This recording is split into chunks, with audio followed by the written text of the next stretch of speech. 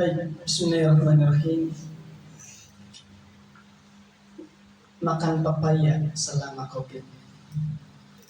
Hidup mulia atau mati syahid. Assalamualaikum warahmatullahi wabarakatuh. Waalaikumsalam warahmatullahi wabarakatuh. Lemes banget suaranya. Masih pada puasa ya? Tapi sudah sahur kan? Oke. Masa suaranya kalah sama suara Ustadz yang sendirian? Satu lagi. Assalamualaikum warahmatullahi wabarakatuh. Waalaikumsalam warahmatullahi wabarakatuh. Alhamdulillah, alhamdulillahilladzi bi ni'matihi tatimmus shalihat. Asyhadu an la ilaha illallah wa asyhadu anna Muhammadan abduhu wa rasuluh. Allahumma inna nas'aluka ilman nafi'an wa rizqan thayyiban wa amalan mutaqabbalan. Rabbi shrah li sadri wa yassir li amri wahlul 'uqdatam min lisani yafqahu qawli, amma ba'du. Kaifa halukum? Khairin walhamdulillah wa kaifa haluka ya Ustaz? Bi khairin walhamdulillah. Boleh yang sedang baca Quran tutup dulu. Yang sedang baca Quran, yang merasa baca Quran aja, yang merasa. Karena saat ada lihat yang masih ada baca Quran, nanti ada saatnya baca Qurannya. Sekarang dengerin kisah, biar dapat pelajaran dari kisahnya. Dalam Al-Quran banyak kisah, tapi ini momennya adalah dengerin kisah. Oke? Ustaz tidak melarang untuk baca Quran, cuman biar fokus dengan kisahnya, nanti pas baca Quran fokus dengan baca Qurannya. Baik, yang saya hormati pertama-tama adalah para asatizah di balik sana, ustaz-ustaz yang banyak, tidak usah sebutkan satu persatu, yang mudah-mudahan Allah berkahi mereka teman-teman ya. Karena ustaz hanya ingat kalau mereka itu berjuang untuk teman-teman, nyiapin ilmu untuk berbagi dengan teman-teman, dan mereka itu adalah penerang buat teman-teman yang menjadi wasilah Allah menghadirkan ilmu buat teman-teman. Yang ilmu itu adalah nur, cahaya. Oleh karenanya saya selalu berpesan, doakan mereka di waktu-waktu nanti, misalkan apalagi sekarang puasa, doakan ketika berbuka puasa, doain biar ilmunya berkah, usianya panjang, dan juga Allah bimbing selalu menuntun mereka untuk senantiasa hidup di dunia ini dengan penuh keberkahan. Baik, dan tak lupa juga Ustaz haturkan kepada teman-teman yang soleh dan yang solehah. Jadi di sini tidak ada yang soleh kecuali Ustaz sendiri. Mudah-mudahan soleh ya, cuma sendiri mudah-mudahan soleh.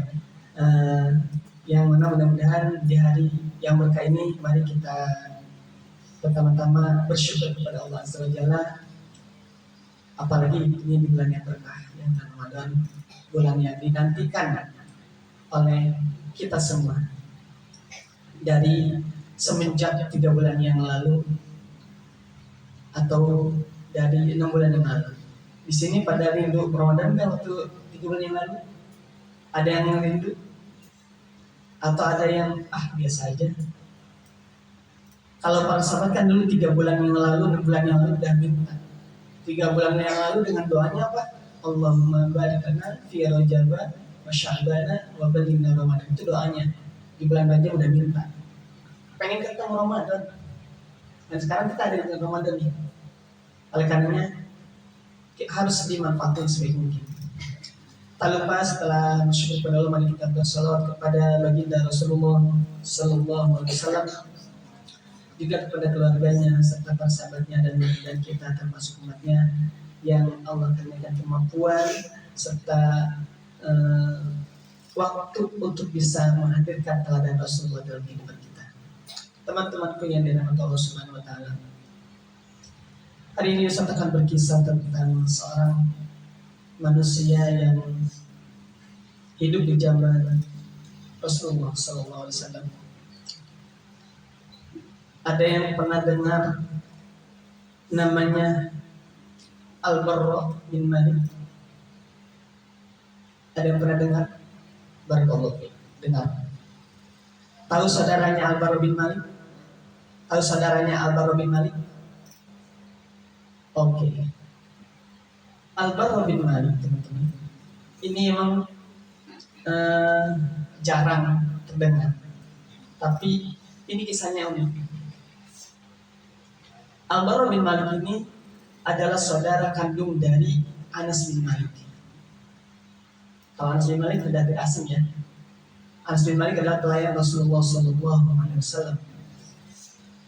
Al-Bara bin Malik ini dia perawakannya rambutnya itu kusut.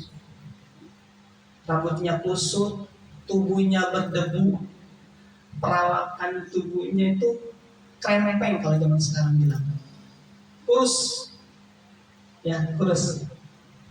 Nah, jadi kalau orang lain lihat kepada Al-Bara ini, dilihat, ditatap, udah langsung nengok lagi. Karena kayaknya biasa aja. Atau bahkan mungkin kalau sekarang kayak orang yang nggak terawat lah ya, orang gelandangan yang tidak terawat, sehingga nggak begitu diperhatikan. Tapi teman-teman, meskipun demikian, ini orangnya tuh pemberani, kemauannya tuh tinggi. Dan beliau sudah pernah menghabisi 100 orang manusia musyrik dalam adu duel, berantem 1 lawan 1. Kan kalau ada perang tuh ada duelnya dulu tuh, 1 lawan 1. 100 orang dikalahin. 1 lawan 1 nih, bukan perang. Apalagi kalau perangnya ini 1 lawan 1, itu perang duel menang 100 orang. Itu tuh belum yang termasuk di dalam perang. Dan pada saat Rasulullah SAW meninggal, teman-teman, pemberontakan di zaman Khalifah Abu Bakar Siddiq terjadi. Orang yang dulunya masuk Islam berbondong-bondong, pada saat Rasulullah meninggal, berbondong-bondong keluar dari Islam. Orang murtad namanya. Nah, pada saat seperti itu Khalifah Abu Bakar Siddiq dengan kondisi demikian, beliau khawatir dan beliau tidak suka dengan itu, sehingga beliau mengumpulkan para kaum Ansar dan Muhajirin, lalu dibentuklah 11 kelompok untuk memerangi mereka. Karena ini udah istilahnya keluar dari Islam untuk memusuhi. Sehingga Abu Bakar Siddiq mengangkat pada waktu itu 11 kelompok. Dan di antara itu yang menjadi pemimpinnya adalah pedangnya umat kita, Saifullah julukannya. Siapa lagi kalau bukan? Siapa? Khalid bin Walid. Luar biasa. Betul, Khalid bin Walid. Khalid bin Walid diangkat sebagai pemilik komando. Nah, dari ke-11 ini disebar ke seluruh penjuru ke daerah Arab yang mereka semuanya berbelok. Daerah Madinah, Mekah, Taif, dan sekitarnya. Dan pada saat ketika perang, di antara yang membelot ini, teman-teman, ada kaum yang paling banyak kekuatannya, dan namanya juga tidak asing dari kita, yaitu kaumnya Musailamah Al-Kadzdzab. Ini banyak sekali kekuatannya dan ahli-ahli perang, tangkas. Musailamah Al-Kadzdzab ini diikuti oleh kaumnya bukan karena keimanan, tapi fanatisme, ikut-ikutan karena dia kabilahnya. Sampai-sampai sebagian mereka bilang, kami bersaksi, aku bersaksi bahwa Musailamah itu adalah pembual besar dan Muhammad adalah orang yang sangat jujur. Tapi kami lebih percaya, tapi kami lebih memilih pembual dari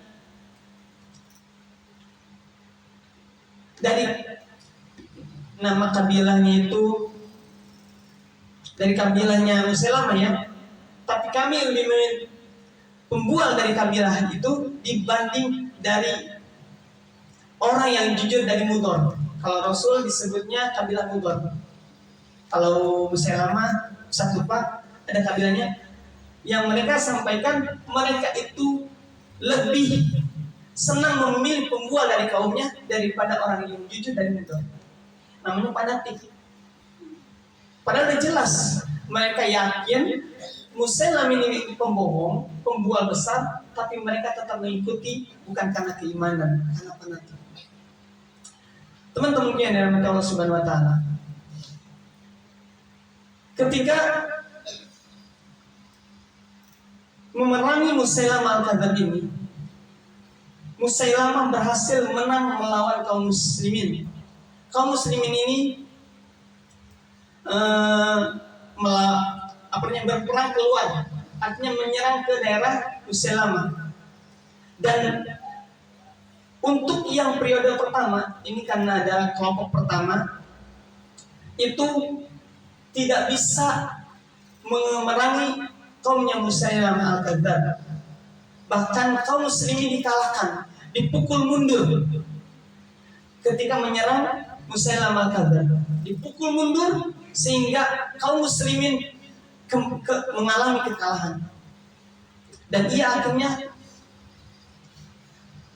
Sayyidina Abu Bakar As-Siddiq mengumpulkan kembali komplotan yang kedua.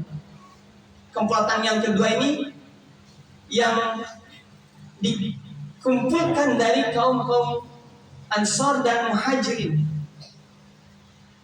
Ini dikumpulkan dari orang-orang yang sudah begitu lama dengan Rasulullah SAW. Di antaranya di sana ada Thabit bin Qais, kemudian ada Zaid bin Khattab, kemudian ada namanya Salim mantan budak sahaya dari Abu Zaid.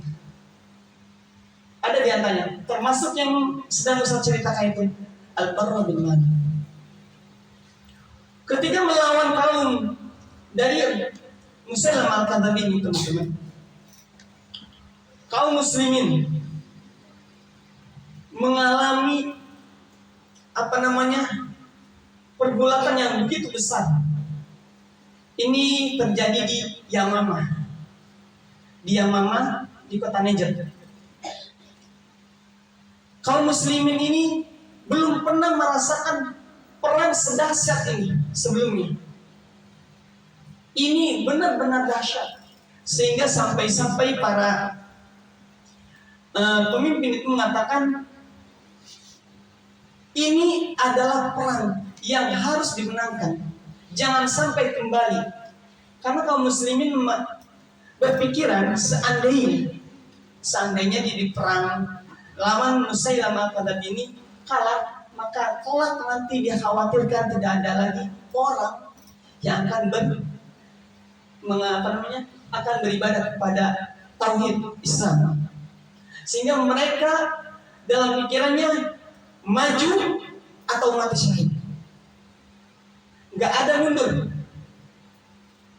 Nah, ketika yang pertama Thabit bin Qais membawa pasukannya menyerang kepada Musailamah al-Kadzdzab, mengatakan kepada kaumnya, kepada komplotannya, kita harus menang dan jangan mundur lagi.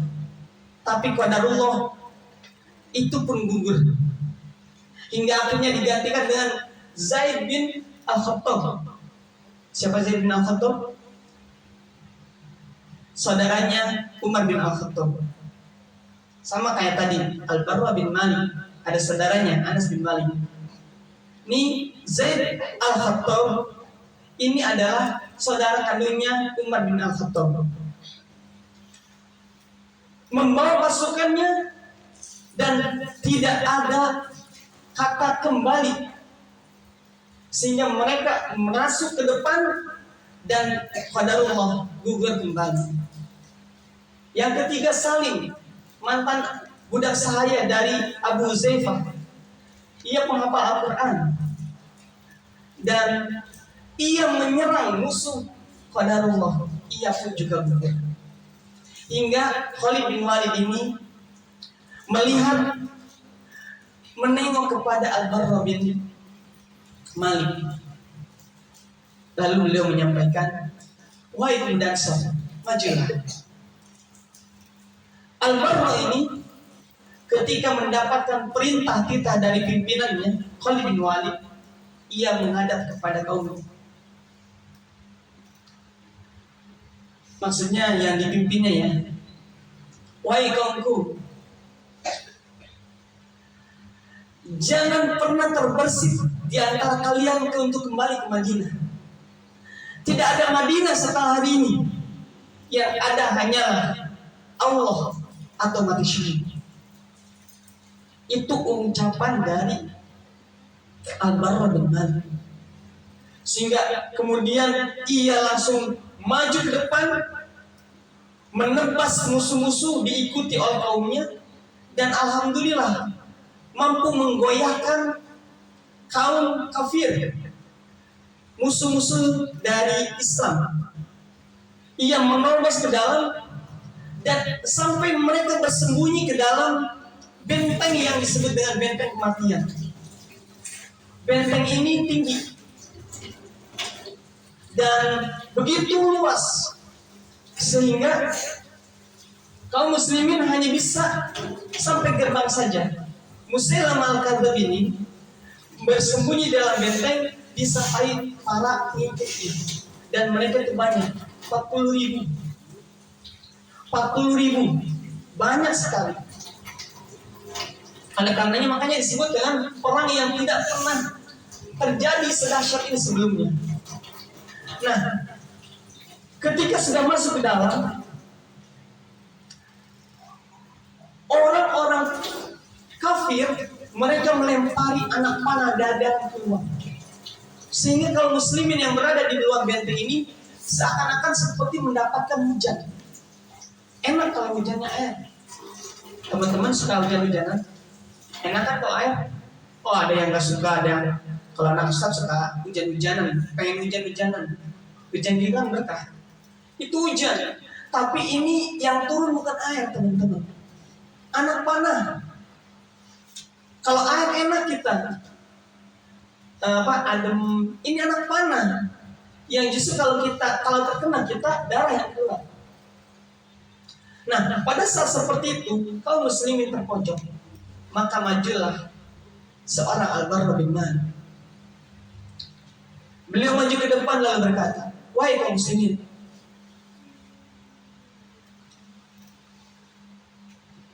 lemparkan aku ke dalam gerbang itu. Simpan aku di atas tameng, lempar aku dengan tombak-tombak kalian hingga mampu masuk ke dalam gerbang mereka. Ya, banyak bisa bayangkan, ini tameng, ini di luar nih, di dalam, ini suruh lempar. Enggak pakai mikir lama. Al-Barra ini langsung duduk di tameng. Tameng itu kalau perang ya, suka ada tameng. Kalau perang pedang kena tuh nggak apa-apa. Dia duduk di situ. Kemudian tamengnya itu diangkat oleh tombak oleh kaum muslimin, lalu dilemparkan ke dalam, masuk ke dalam gerbang kaum kafir. Kata beliau, kalau seandainya aku tidak gugur, aku akan membukakan gerbang untuk kalian. Al-Barra pemberani. Makanya ketika Sayyidina Umar bin Khattab pernah mengirim sebuah surat kepada para gubernur di kekhalifahannya, katanya, jangan menyerahkan pasukan kepada Al-Barra bin Malik. Aku khawatir dia akan menyelakakan pasukannya karena keberaniannya. Itu yang disampaikan Sayyidina Umar bin Khattab kepada gubernurnya ketika menjabat. Dan ini terbukti. Makanya Al-Barra ini dilempar ke dalam, langsung di antara kaum musyrikin, sebagaikan halilintar yang dia datang dari atas, langsung menyabet semua yang ada di pintu gerbang. 10 orang diladeni, semuanya meninggal. 10 orang. Bukan berarti Al-Barra nggak kena apa-apa. 80 lebih luka ada dalam tubuhnya. Tusukan dari busur panah, kemudian pedang ada dalam, tapi ia tetap bertahan hingga akhirnya bisa membuka gerbang kematian itu, gerbang benteng kematian. Maka ketika gerbang itu dibuka, teman-teman, kaum muslimin langsung menerobos ke dalam semuanya dan langsung melakukan perlawanan terhadap orang-orang yang murtad, orang-orang Islam yang sudah masuk dalam agama kafir kembali. Semuanya berubah hingga akhirnya Musailamah al-Kadzdzab juga didapati dan kaum muslimin mengalahkan dia. 20.000 dikalahkan oleh kaum muslimin pada perang itu. Dari 40.000 setengahnya. Ini perang yang besar, perang Yamamah. Dan setelah perang selesai, teman-teman, Khalid bin Walid tinggal sebulan di Yamamah untuk penyembuhan. Karena Khalid bin Walid sebagai pimpinan utama, dan di Yamamah tinggal selama 1 bulan. Pun juga dengan Al-Barra bin Malik yang tadi sudah sampai 80 lebih sabetan, dan alhamdulillah qadarullah Allah sembuhkan. Teman-teman yang dirahmati Allah Subhanahu wa taala, beliau ini Allah kasih usia yang panjang, disembuhkan, dan beliau selalu mengikuti perang demi perang. Tapi pikiran dalam kepalanya Al-Barra adalah pengen mati syahid. Di sini ada yang pengen mati syahid. Ada di sini yang pengen mati syahid. Al-Barra itu yang dipikirkan pengen ketemu Rasul, kangen. Perang demi perang, menang. Hingga akhirnya pada saat penaklukan Tustar di Persia, ini adalah untuk menaklukkan benteng yang ada di Persia, di mana kaum kafir di Persia itu ada dalam benteng yang sama seperti tadi. Cuman ini luas dan tinggi dengan sehingga sulit untuk digapai. Kaum muslimin begitu lama mengelilingi benteng ini, sehingga orang-orang kafir merasa tertekan di dalam. Mereka berusaha untuk menyerang kembali kaum muslimin dengan mengadakan rantai-rantai yang mereka julurkan ke bawah, dan itu dikaitkan dengan pengait. Kalau di laut tuh pokoknya ada buat ngaitin kapal tuh. Pakai begitu tuh. Jadi udah tinggi, mereka nggak menyerang dari dalam, kaum muslimin nggak bisa ngapa-ngapain. Nah, pada saat itu teman-teman, mereka menyerang kaum muslimin yang merapat dengan menjulurkan rantai-rantai yang panas disertai dengan pengait yang dia sudah dibakar oleh api, yang ia bahkan lebih panas daripada bara. Dan pada saat itu terkenalah saudaranya Al-Barra bin Malik. Siapa tadi saudaranya? Anas bin Malik. Anas bin Malik terkena dengan pengait yang diulurkan oleh kaum kafir di Persia tersebut, Dan Al-Barras ketika langsung dia naik ke atas benteng itu, melepaskan saudaranya dari pengait itu. Tangannya sudah terbakar, ada asapnya, tapi itu tidak dirantau oleh Al-Barras. Dalam pikirannya bagaimana dia ingin menyelamatkan saudaranya, hingga akhirnya alhamdulillah Anas bin Malik selamat. Ia jatuh dan Al-Barras pun juga jatuh ke bumi. Kalau Anas bin Malik selamat, tapi Al-Barras tangannya tinggal tulang, dagingnya sudah terkelupas, udah terbakar oleh pengait yang tadi akan membinasakan Anas bin Malik. Dan disitulah Al-Barras meminta kepada Allah, ya Allah, beliau ingin sekali berjumpa dengan Allah. Mereka kangen sama Rasul. Udah lama pengen syahid. Al-Barras minta sama Allah pengen syahid. Dan alhamdulillah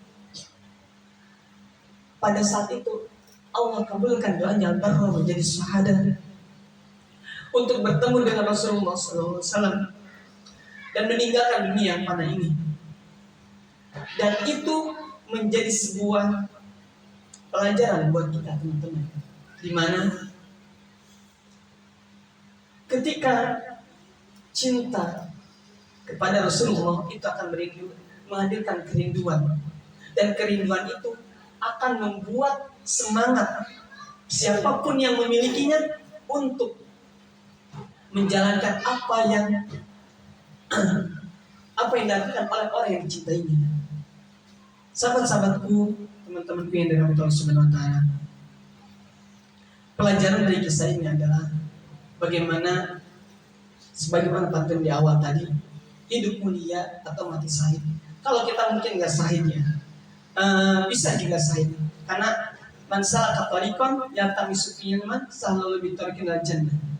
Kalau itu memudahkan untuk surga. Yang intinya orang yang meninggal itu ketika misalkan meninggal dalam perjalanan itu, maka itu dikatakan oleh syahid, disebut dengan syahid. Nah, mudah-mudahan kita semua teman-teman yang hari ini masih Allah berikan uswah, kemudian kemampuan orang tua yang mendukung untuk menuntut ilmu, kita bisa memanfaatkan waktu sebaik mungkin, kemudian memaksimalkan, terutama ini di bulan Ramadan, memaksimalkan bulan yang agung ini. Jangan sampai kita melepaskan bulan ini tanpa menggendol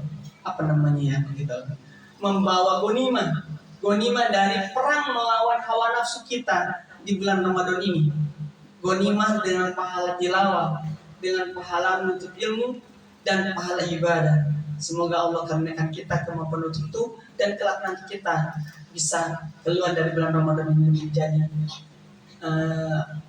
hamba-hamba yang fitrah, dan tentu dengan semangat yang utuh untuk bisa dilakukan di selain bulan Ramadan. Barakallahu fikum, kurang lebihnya mohon dimaafkan. Wassalamualaikum warahmatullahi wabarakatuh.